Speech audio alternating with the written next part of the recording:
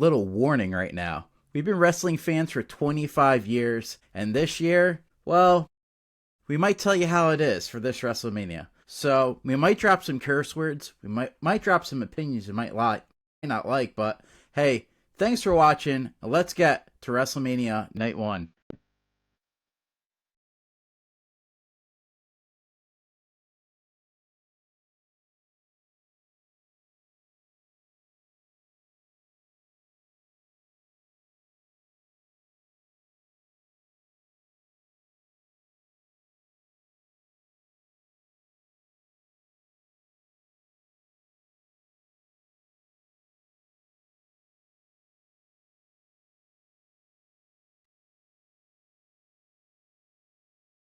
Welcome everyone. This is Booking Like 8-Bit. We have Booking Like a Mark and myself, and we are I guess you can't say the Brothers of Destruction because that's copyright, but brothers, wrestling fans of 25 years. And this year, this is the first time we're ever doing WrestleMania picks live via webcam. So let's see what happens. And Mark, you got anything to say before we start? Welcome everyone to WrestleMania. You know, I was looking. They have a documentary out right now about WrestleMania, the largest toga party, and I'm so glad I took your note and you said no togas, and I'm very glad. I don't think anybody would have wanted to see that. So without further ado, no, but I did find something they may want to see. I have a little something for you. So, as Eric said, we've been watching wrestling for 25 years. We're celebrating our 25th year this year, and we've been doing predictions for a long time. So just to prove that to you, I actually have an old paper score sheet from WrestleMania that we've done in the past with PW scorecards. And this one, I believe it is from WrestleMania 34. So 7 years old. And Eric and I were doing predictions then with the PW scorecard. Shout out to them. You can actually log on and make your own online. It's all digital now. And go on their website and you could fill out a scorecard. And it goes beyond just giving predictions on the winners. It actually goes deeper. It asks you for how many near falls there'll be, who will get the most near falls, who will use weapons, what kind of weapons will be used, for example, in the Sin City street fight. So definitely want to give a shout out to them. PW and we even go back to look into them. The other day was the anniversary of Edge retiring, and we were live at that Raw. So we've been doing this quite some time. So I would say probably when SmackDown first started. So we might not be the brightest, but no, we do have a good idea of what's going on. We've seen storytelling so many times where it's like reading a book. You just know what's going to happen. And Morik over here has probably some of the best ideas with rebooking histories. We'll get back to some of those later. Let's start match number 1. I did a random thought of who would be opening up WrestleMania. And since he can't start WrestleMania off, Jay versus Gunther. And, this first started for me when he won the Royal Rumble. I think we all were, I'm at a loss of words, so I guess I'll use that as a saying, because there were so many people in that Royal Rumble, and Jay Uso won. Like, what the heck? I kind of didn't see it coming. You had John Cena. Everyone thought it was going to be Cena. Yet you had Cena win the Elimination Chamber, and yet he's the guy headlining WrestleMania. So, goes to show you, I guess now if you win the Royal Rumble, you get a title match, but your headlining just doesn't happen anymore. Mark, you want to start off with your predictions? Well, how about I start with a quick bit of trivia for you. So shout out to our guys at Four Sides of the Ring. They do 3-count trivia. Eric and I are lucky enough to be in that tournament, and we did get through our first round matchup. So stay tuned for that. We will be letting you know when we have our round 2 match. But here's some trivia for you, Eric. This will be Jay Uso's 10th WrestleMania, okay? There was a dark match. I'm not counting it. We're talking about 10 actual matches at WrestleMania. How many of Jay Uso's matches were pre-show matches? Probably 8 of them. I know last year he actually was on the card, but I think last year was his first time he actually was on a card. I'm going to go with 8. Unfortunately, you are incorrect. It's actually 5. So literally half of Jay Uso's WrestleMania performances weren't even on the main card. Now, a lot of that obviously came in his earlier years as a member of the Usos before they really got into the bloodline drama. Don't forget, they were in the main event of WrestleMania 39 defending the tag team titles. As Eric said last year, Jay fought Jimmy, so that was the WrestleMania matchup. But they also, WrestleMania 38, the Usos defeated Rick Boogs and Shinsuke Nakamura. So he has been on the main roster, but this is the first time he is main eventing. So that would have been a great storyline track for them to follow. Think about Kofi Mania, think about Daniel Bryan. If we really told the story of Jay, this is 10th WrestleMania match, first main event, and you really follow his journey. And unfortunately, we've had three different stories almost. We had it start where all of the mid-carders like Grayson Waller and Austin Theory were talking about how Jey Uso couldn't beat Gunther.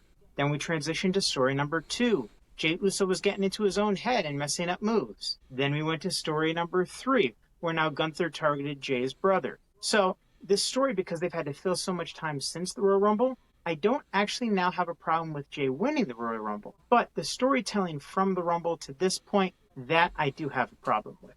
So stay tuned, guys. At some point, Eric and I may actually rebook that storyline.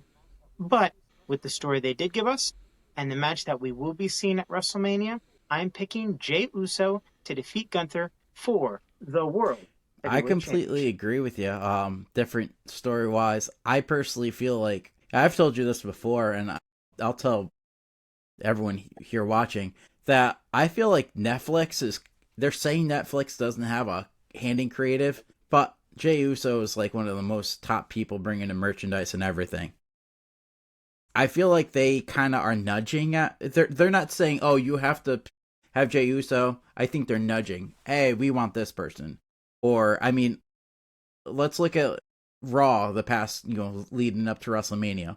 You've had it abroad. You've had Cody Rhodes and John Cena, which is for a SmackDown title on Raw. You've had CM Punk, and you have Roman Reigns, who's, technically he is a free agent, but they've had that storyline on Raw. So I feel like they have a hand in what they want. And I think Jey Uso is who they want as their champion.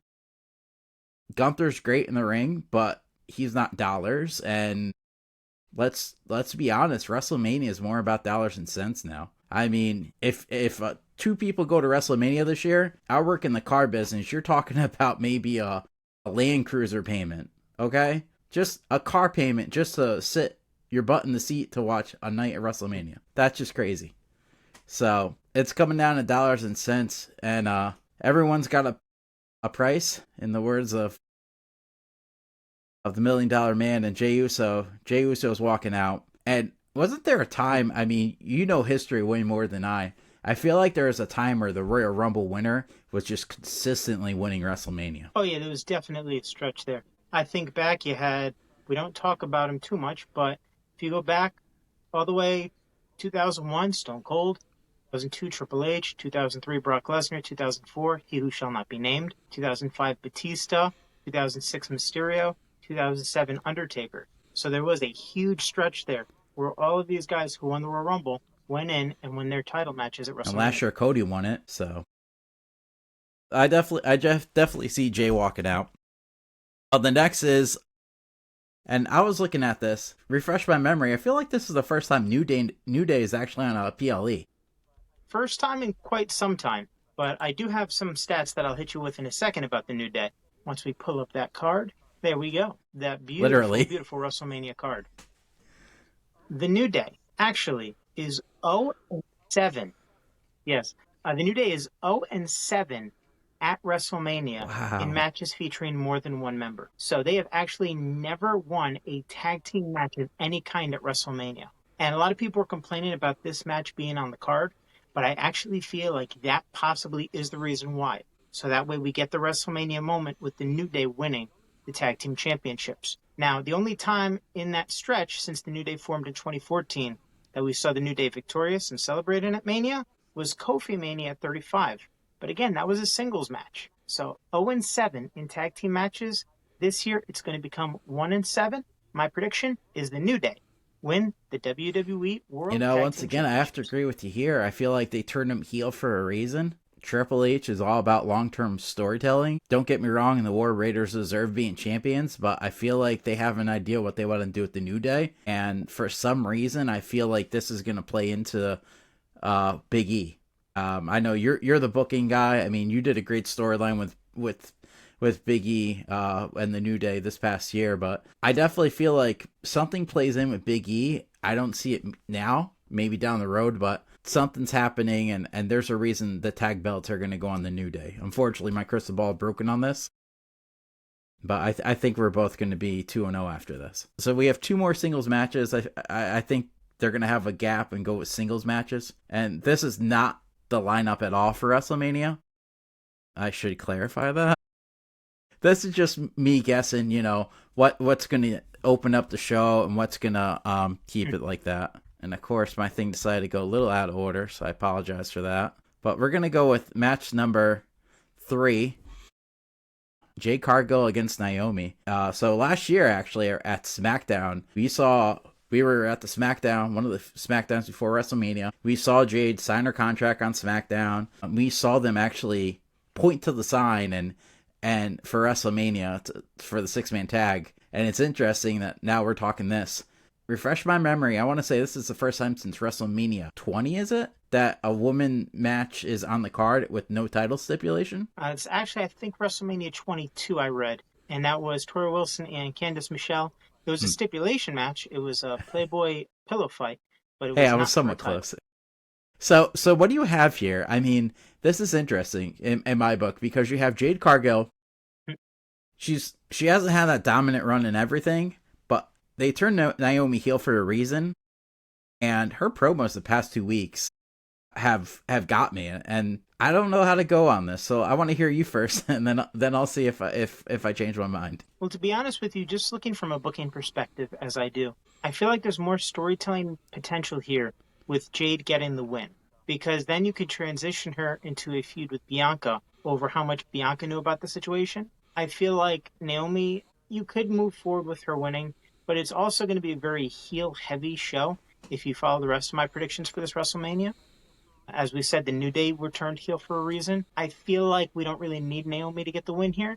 She could always get it back and get heated up later again. It's easier to heat up a heel than build back up a babyface. So I'm going to say that Jade I was kind of leaning that myself, because I was thinking more of the next pay-per-view. I always like to look ahead in Backlash. And I feel like this is a storyline that could be for Backlash as well. So you need someone to win first to get their payback after. Naomi being the heel would make sense that she would be PO that Jade gets the win here. I believe, when was the last, has Jade Cargill even been pinned this year? Or she just had her first pin? I don't know the stats too well. I think, don't quote me on this because I haven't been super active in the stats recently, but I feel like Jade has only had one match this year since coming back, and she beat Liv Morgan on SmackDown. But that could be wrong. Naomi might have interfered, and Liv Morgan might have beaten Jade. So ignore everything I'm saying because I don't know what I'm saying right but now. I definitely feel like they want to start making Jade into like a bulldozer and just like run over things. And like you said, if you have her win here, then you have Naomi get the win back. Then you could probably have Jade win again, and then maybe feud with Naomi. Or not Naomi, Bianca Belair. Or, let me throw this out there too. You could even have, if Jade wins, she's a dominant face, you could have her move into a program for the Women's United States Championship, challenging Chelsea Green. And she's got to get through the members of the Secret Harvest to get to Chelsea. And that could be a potential Backlash storyline after WrestleMania too. So, the next match I kind of like, because I'll tell everyone a fun fact. Rey Mysterio against El Grande Americano. So, we were at the Raw in Madison Square Garden, and the funny part was when El Grande came out, we didn't really see it because he was hidden, but boy, that guy booked it out on the fans. I mean, certain things you remember, and like, I mean, the crowd was hot that night, but all of a sudden you see this guy just running from security. Absolutely hilarious. And this is the first time Rey Mysterio's having a match on WrestleMania in quite some time, right? First singles match in a while. Don't forget, last year he teamed up with Andrade to face Santos and Dominic. And the year before, he faced Dominic, I believe, at 39 one-on-one. So actually, yeah, he's consistently on the card. This was their way of kind of sneaking him in here. But I feel like, honestly, the storyline, the way they're telling it, I don't think they're ready to conclude it yet. So I can't see Rey winning here. I think to keep the storyline going, you have to have El Grande Americano. See, I'm the opposite. I feel like Rey has to win here just because I feel like he usually wins at WrestleMania. I feel like his track record is too strong. So I feel like because of that, you can have him beat him with some like a lucha move or something like that, and that adds to it where now he wants his backlash. Yeah, I feel like Backlash is going to have some of these storylines continue. I definitely feel like this is one of them. And even if it doesn't happen, I feel like it's going to be one of those Raw before or after deals. But like you said, they definitely kind of snuck this in. I wonder if this was going to be a Raw after Mania kind of match. But because of Randy Orton and Kevin Owens being canceled, I wonder if this was a match that they said, hey, you know what? We're going to put you on the card. I don't agree with that. I feel like they were planning this.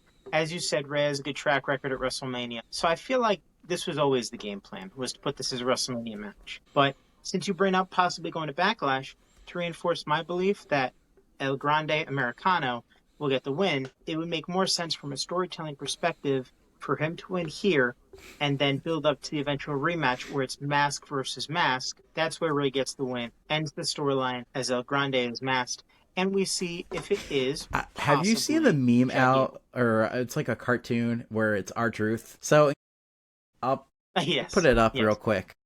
You won't see it, but I'll put it in post. It's R-Truth saying, "Oh my God, I know who you are," and he says, "I'm not Chad Gable," and he's like, "You're John Cena." We need R-Truth on the WrestleMania card, folks. Needs to happen one of these years. So we have 3 more matches left. Let's see if this actually pops up right. Probably won't. But now we're going into the title matches, the remaining title matches for WrestleMania. And LA Knight against Jacob Fatu. I'll be honest with you. I feel like it's going to be Jacob Fatu. I feel like he's, as much as everyone likes LA Knight, yeah. Jacob Fatu, they're building him against Solo. And what better to help that storyline than Jacob to win the title and Solo to really start getting pissed off at him. All right. I'm going to hit you with 2 quick trivia questions. One, because you just said something that confused me a little bit, and the second one that pertains to this. So you said that we need to get R-Truth on the Mania card, and it'll happen someday.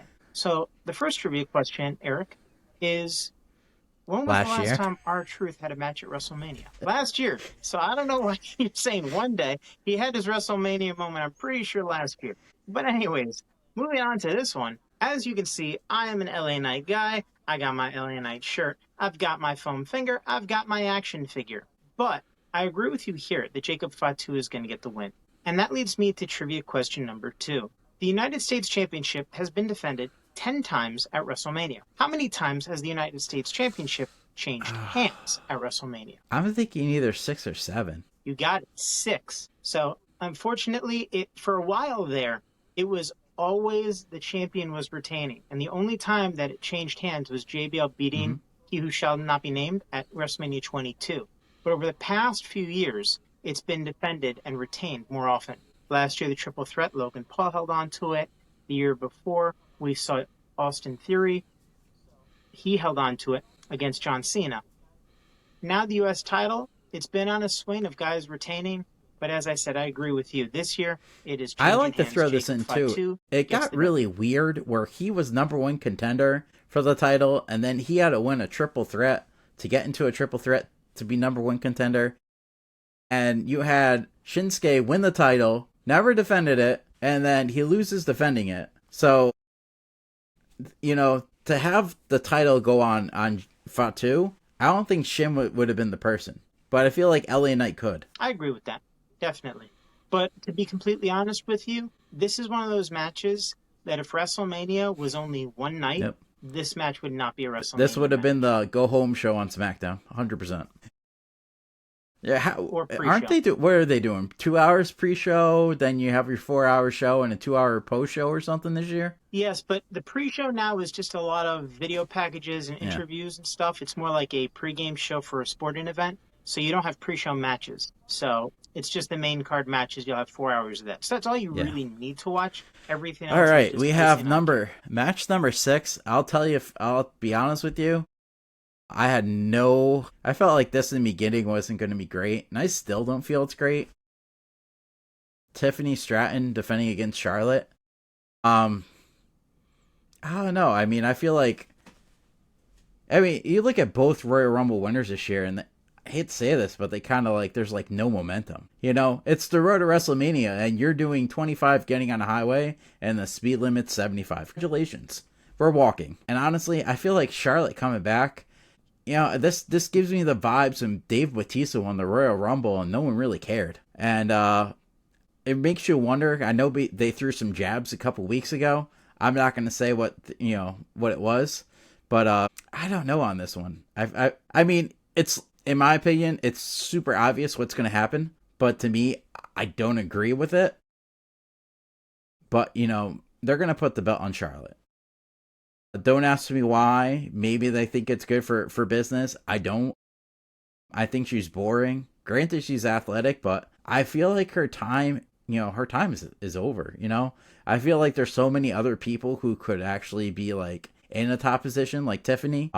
But you have that, and then let's look a couple of months back. Where's Nia Jax? Like, you know what? Like, I don't know.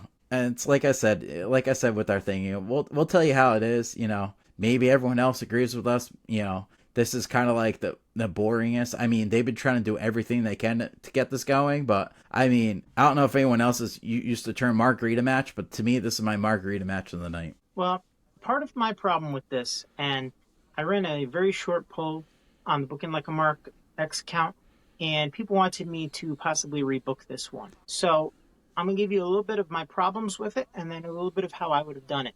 Part of this is that there's Charlotte fatigue. People just don't care as much about her.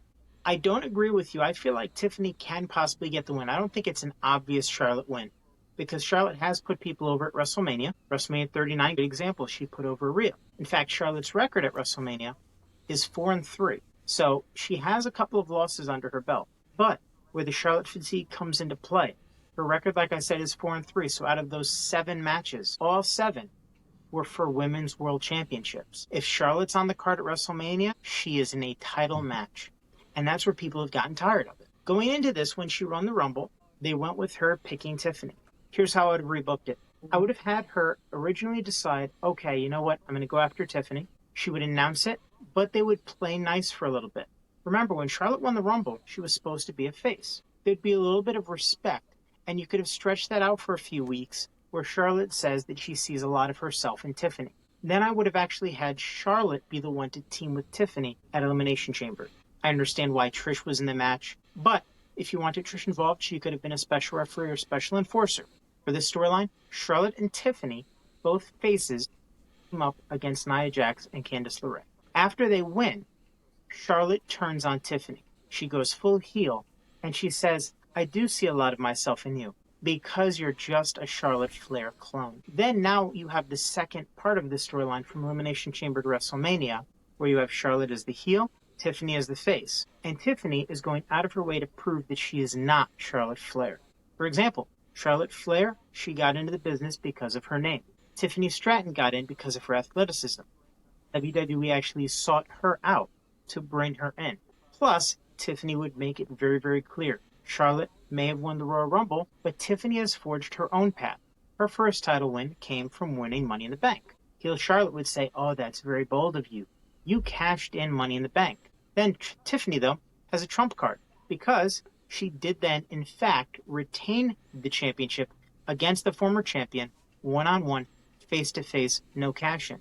So Tiffany can say, yeah, you may be right. That's how I got my first shot, but don't for 1 second mistake my lack of experience for a lack of ability because I have proven myself.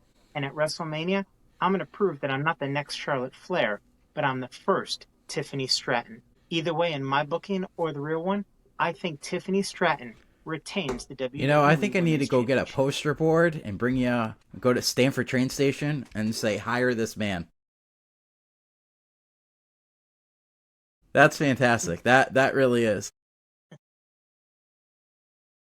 I'll put in my application post-Mania. You have me excited how you told it. You know, you have me almost wanting to pick a different margarita match. But damn, that was impressive. That was impressive. Well, even small detail, right, to further that kind of thing. So you normally have Tiffany winning with the prettiest moonsault ever. maybe to kind of goad Charlotte, like, oh, hi, you think I'm just your Hmm. carbon copy? She wins the match with the figure eight, right? And then even at WrestleMania, you could play with that a little bit. Charlotte gets Tiffany in the figure eight. Tiffany doesn't tap out. Tiffany, to get in Charlotte's head, locks in the figure eight on Charlotte, who doesn't tap out. And then it still ends up coming down to what makes Tiffany different, with her Man, finisher being what ends the you know match. how to nail it. All right, so we got one last match for the Saturday night, and you want to, Mark, actually go through the backstory because we have a little bit of a backstory for this last match. Actually, I'm going So to let you tell that we story, actually Eric. attended the Raw for the Monday Night Raw at Madison Square Garden, and the main event was the cage match between CM Punk against Seth Rollins, and we were there live when Roman Reigns came out and did helped Seth basically get the win and basically wreck some havoc and mess him up. So it's kind of cool that we actually can say that, hey, we were there for a moment on the road to WrestleMania. In my opinion, I'm digging this main event. This, I mean, granted, I would have had it differently if I was actually booking it, but I don't know. This feels like a big time match. This definitely feels like a main event, and to me, this is the better main event of the two. Straight up, just because there's so many different things, and now, I mean, right now they're going with the thing about Paul Heyman too. So I feel like they're gonna milk this as best they can. Um, Mark, who do you think walks out with the belt? I mean, not the belt, walks out with the win. Well, they might walk out with Paul Heyman by the belt. They might kind of drag him along and say, come on, Paulie, let's go. But I think to that point, whoever has Paul Heyman will get the win. He is the ultimate chess piece in this. And so if you look at history, right, Roman Reigns, this will be his 10th WrestleMania main event. In those main events, he's 6-3. However, if you look specifically when Paul Heyman is involved, he is 0-2 when facing someone managed by Paul Heyman, both those times being to Brock Lesnar. Actually, the first one also involved Seth Rollins with the Heist of the Century, but then also one-on-one with Brock Lesnar. So Roman knows that he doesn't want to be against Paul. Now, when Paul Heyman is with Roman Reigns, Roman is 4-1. His only loss coming last year when everything kind of broke down around him, again involving Seth Rollins. So it's very important that Roman has Paul in his corner. If you look at when Punk had Heyman in his corner, the only time that I can remember that happening was WrestleMania 29. And unfortunately for CM Punk, he did not end the streak. He did not get the win over The Undertaker. So him having Paul Heyman in his corner, not really a difference maker. Roman having Heyman is a difference maker. But in the end, I feel like due to getting back-to-back losses last year at WrestleMania on night 1 and night 2, I think Seth Rollins recovers a little bit, ends up getting the win, and we see him teaming up That's with pretty Paul Heyman interesting. going forward. I'm leaning CM Punk here. My feeling is, it's kind of the thing about him having a main event and everything. To me, it's well deserved. You know, I don't want to say they like to send people home happy because look at night 1 last year where it didn't happen. But something tells me about CM Punk is because he's yet to really challenge for a title, and I feel like if he actually wins, he can make a claim and make something happen. I feel like with Roman, it's always been him trying to get the belt back, not actually get the belt back yet. But then you also have Seth Rollins and everything. I feel like this could have been separate matches, to be honest with you. I feel like you could have had Seth Roman, you could have had Punk Rollins. I feel like the Netflix deal, I'll be honest with everyone, kind of screwed everything up and made different timelines happen. Off the match we're getting, I think CM Punk gets it. It's just a gut feeling. I mean, the hard part about this is, not to say Scott Steiner math, but everyone's got a 33.5% chance of winning here. Which makes it hard because you almost can say for each one, everyone has a claim. And we're recording this a week before, so we don't know what's going to happen Raw or SmackDown to add to this. So there might be a momentum swing or something.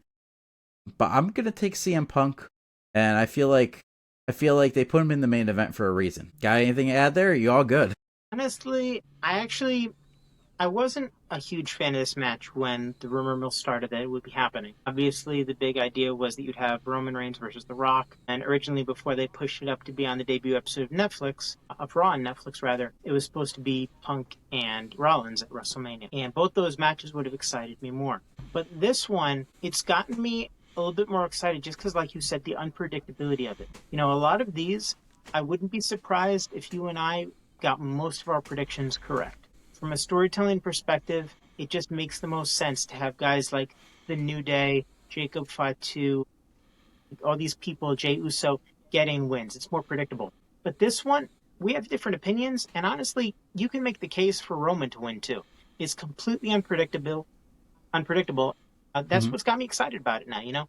I don't know what's going to happen next week. Yeah. But I want to know. Like I said, I mean, going off of the build and everything, this has had more at my interest. It didn't have it at first, but it has my interest more than, I mean, after Elimination Chamber, I would have been like, nah, give me Cena, give me Cody. But the way that match, that buildup has gone compared to this buildup, I'm more excited about this than, after eating a buffet on Easter, trying to stay awake to watch John Cena and Cody Rhodes. So thanks everyone for watching. We hope you're saving your Easter candy for Sunday for WrestleMania. This is only night 1 of our predictions. We're going to drop another one soon. I might do, depending on how everything works out, but this is coming to you live right before Raw, so anything can happen. So if anything changes, we apologize. We'll post on our socials if any matches get changed. We do know about Randy Orton. He was supposed to face Kevin Owens Saturday night, and unfortunately, Kevin Owens has a serious injury, so we don't even know who his opponent is going to be. It could be Nick Aldis. It could be Solo Sikoa. And honestly, nothing's been posted online of the rumor mill, so we can't even tease that. So we apologize on that. But thanks for watching, and we'll be back for night 2.